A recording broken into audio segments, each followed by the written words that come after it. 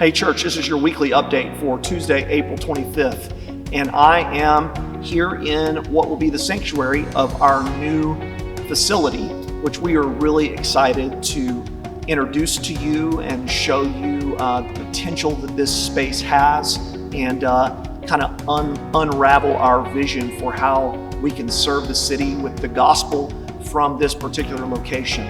I'm going to send a letter out in the newsletter along with this video that lays out the vision and the long-term plan for this property, and that also just encourages you to pray and consider how you can support us as we move towards closing. In this video, I just want to quickly and briefly summarize the story of how God got us to this point.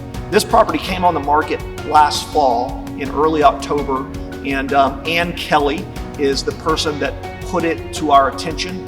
When we saw that the property was listed, it's a church already, and it was listed way below market value, we quickly expressed interest and negotiated with the seller throughout the fall and thought we had a really good chance at acquiring the property up till the end of last year.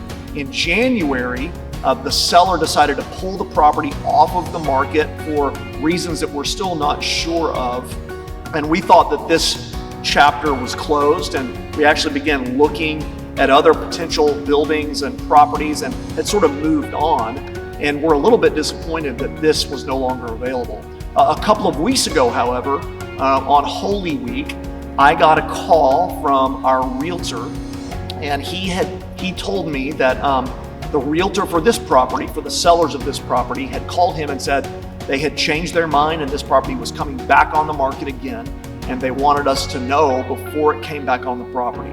So our elders quickly got together and we decided to make a really strong offer, slightly above what the list price was, right away. And so we did that and spent a couple of days in negotiations and found out, as I mentioned on Sunday last week, that the sellers have decided to sell the property to Christ Church. And so we are currently under contract.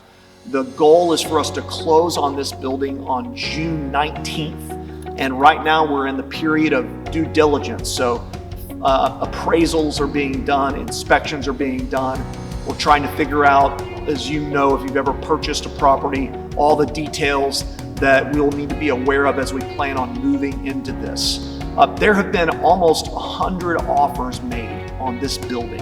And so it really is a substantial, borderline miraculous gift from God that Christ Church has been able to acquire this property for $2.1 million.